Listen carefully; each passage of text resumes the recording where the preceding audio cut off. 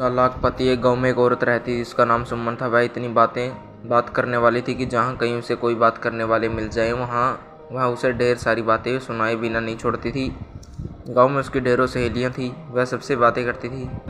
उसका जब कभी बातें करने का मन करता तो कभी किसी के घर चली जाती तो कभी किसी के घर। स्त्रियाँ उसकी बातें सुनकर खूब आनंदित होती थी। सुमन के पास जब कोई बात सुनाने को न होती तो वह बड़ी बड़ी बातें करती। कभी कभी तो वह ऐसी बात करती कि लोगों को यकीन हो जाता कि वह सच बोल रही है। ज़्यादा बात करने वाली होने के कारण वह अपने घर की निजी बातें भी लोगों को बता देती थी। इस कारण उसे जो भी इधर उधर की बात पता लगती बढ़ा चढ़ाकर दूसरों को बताती थी। कुछ लोग तो उसकी ज़्यादा बोलने की आदत से बहुत परेशान थे। उसकी इस आदत से सबसे ज़्यादा परेशान उसका पति रामलाल था। वह उसे हरदम समझाता था कि कम बोला करो, घर की बातें बाहर मत बताया करो, लोग हमारा फ़ायदा उठाएंगे। परंतु सुमन के ज़्यादा बातें करने के चक्कर में अक्सर उसे खाना बनाने को देर हो जाया करती थी, जिससे उसका पति बहुत गुस्सा होता। कभी कभी तो वह घर के जरूरी काम तक भूल जाती थी। कभी कपड़े धोना भूल जाती थी। शाम को जब थका हुआ रामलाल खेत से लौटता तो उसे खूब डांटता और बोलता थोड़ा कम बोला करो। लेकिन सुमन अपनी आदत से मजबूर थी। बातें उसके लिए सबसे समय बिताने का सबसे बड़ा अच्छा साधन थी। वह बातें करने से कभी नहीं हटती। एक बार रामलाल अपने खेतों में हल चला रहा था, तभी उसके हल से कोई वस्तु टकराई और जोर से आवाज़ आई। आवाज़ सुनकर वह चौंक गया।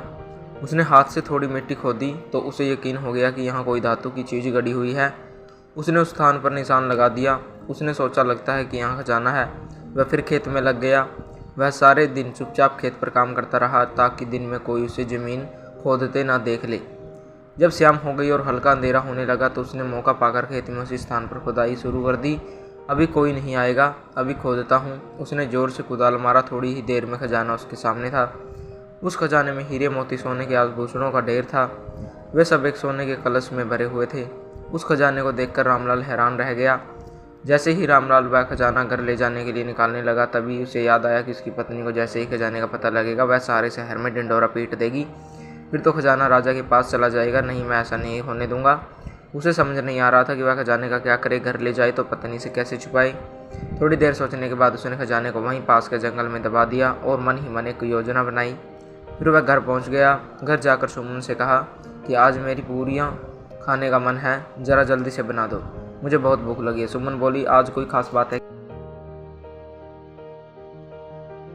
तुम्हें बाद में बताऊंगा। रामलाल ने कहा, आज मैं बहुत खुश हूँ। यह सुनकर सुमन को जोश सा आ गया और वह खुशखबरी जानने को बेचैन हो गई और फटाफट पूरियां बनाने लगी। थोड़ी ही देर में उसने रामलाल को पूरियां दी। रामलाल चुपचाप पूरियां खाने लगा। वह एक साथ 5 पूरी उठाता और उसमें एक एक पूरी स्वयं खाता, बाकी चुपचाप थैले में डाल लेता। उसकी पत्नी यह देखकर हैरान हुई जा रही थी कि रामलाल इतनी तेज़ी से पूरियां खाई जा रहा है। जब रामलाल का थैला पूरियों से भर गया तो वह बोला, अब मेरा पेट भर गया। सुमन बोली, अब खुशखबरी तो बताओ। रामलाल बोला, खुशखबरी यह है कि आज राजा के बेटे की शादी है। पूरा शहर रोशनी से जगमगा रहा है। मैं जगमग देखकर थोड़ी देर में लौटता हूँ। और सुमन फिर पड़ोसी के घर बातें करने चली गई। रामलाल चुपचाप थैला उठाकर चल दिया और बाजार जाकर बहुत सारी जलेबियाँ और मछलियाँ खरीद ली। फिर अपनी योजना के अनुसार जंगल में पूरी तैयारी कर आया। वह बहुत खुश हुआ कि सब कुछ सही हो रहा है। वह घर लौट आया। जब वह खुशी खुशी घर लौटा तो पत्नी उसकी राह देख रही थी। उसने पत्नी के कान में फुसफुसा कर कहा, जानती हो दूसरी बड़ी खुशखबरी क्या है? एक और खुशखबरी, चलो बताओ। रामलाल बोला, हमें बहुत बड़ा खजाना मिला है, जल्दी से तैयार हो जाओ, हम खजाना रात में घर लेकर आएंगे। सुमन जल्दी से तैयार हो गई। कुछ ही देर में वह जंगलों से गुजर रहे थे। अचानक एक पेड़ की टहनी से सुमन के सिर पर कुछ टकराया। उसने सिर झुकाकर ऊपर की चीज़ पकड़ने की कोशिश की तो देखा हाथ में जलेबी थी। सुमन जलेबी देखकर हैरान रह गई। वह रामलाल से बोली, सुनते हो जी, यहाँ पेड़ पर जलेबी लटकी थी, मेरे हाथ में आ गई। ये तो बड़ी आश्चर्य की बात है। रामलाल बोला, इसमें आश्चर्य की क्या बात है? ये जलेबियाँ के पेड़ हैं। क्या तुमने जलेबी का पेड़ नहीं देखा?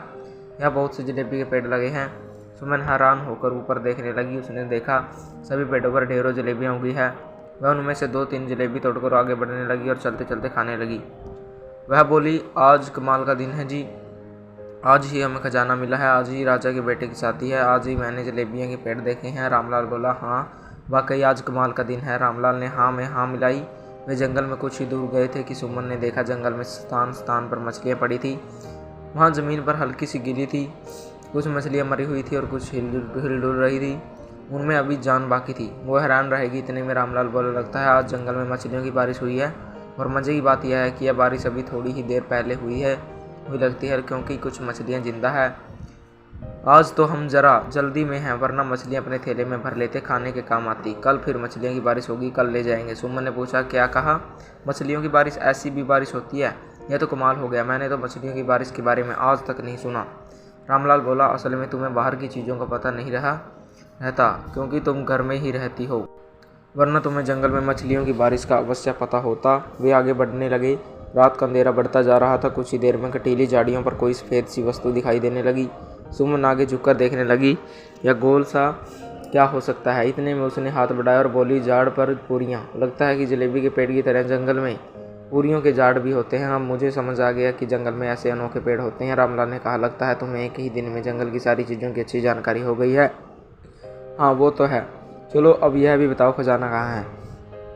रामलाल बोला, हम खजाने के पास पहुँचने ही वाले हैं। वो देखो, पास के तालाब में किसी ने जाल बिछाया हुआ है। वह देखता हूँ कि जाल में कुछ फंसा है, यूँ लटका हुआ है, वरना कहीं हम न फंस जाएं। रामलाल ने आगे बढ़कर जाल उठा लिया। जाल देखकर सुमन आश्चर्य से बोली, पानी के अंदर खरगोश? यह कैसे हो सकता है? क्या जंगल में खरगोश पानी में ही रहते हैं?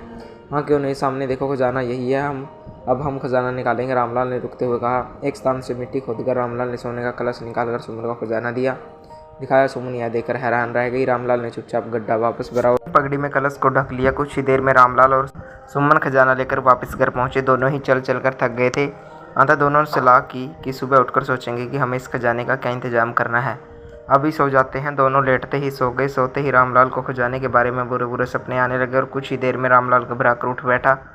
उसने देखा खजाना सही सलामत घर में रखा और सुबह होने में देर है। रामलाल चुपचाप उठा और कलश को ढककर सुरक्षित स्थान पर रखाया, फिर चैन से सो गया। सुबह हुए 3 घंटे हो चुके थे, पर रामलाल सोया हुआ था। अचानक घर के बाहर शोर सुनकर रामलाल की आंख खुली। उसने उठकर देखा, बाहर लोगों की भीड़ जमा थी। पूछने पर पता लगा कि लोग खजाना देखने के लिए आए थे। उसकी पत्नी सुमन सुबह ही पानी भरने गई तो अपनी सहेलियों को खुशखबरी सुना आई थी कि हमें बहुत बड़ा खजाना मिला है। अब लोग उसे बधाई देने आए थे। रामलाल ने लोगों से कहा, लगता है मेरी पत्नी ने सपने में कोई खजाना देखा है, जिसके बारे में उसने आप लोगों को बताया है। मुझे तो कोई खजाना नहीं मिला, लेकिन निराश होकर लौट गए। तभी बात फैलते फैलते राजा तक पहुंच गई। राजा ने रामलाल को बुलावा भेजा। रामलाल महल आया तो राजा ने पूछा, सुना है तुम्हें कोई बहुत बड़ा खजाना मिला है?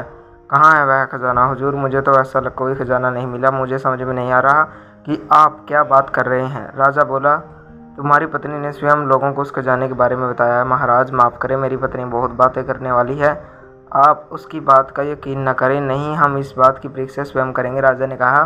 फिर राजा ने रामलाल की पत्नी को अगले दिन दरबार में पेश होने की आज्ञा दी। वह वहाँ पहुँच गई। राजा ने पूछा, सुना है कि तुम्हें कोई बहुत बड़ा खजाना मिला है? जी, आप सही फरमा रहे हैं, हमें वह खजाना 2 दिन पहले मिला था। राजा ने पूछा, तुम्हें वह खजाना कहाँ मिला, ज़रा ठीक से बताओ। सुमन बोली, हुजूर, उस दिन कमाल का दिन था। हुजूर, उस दिन हम आपके बेटे की शादी भी थी।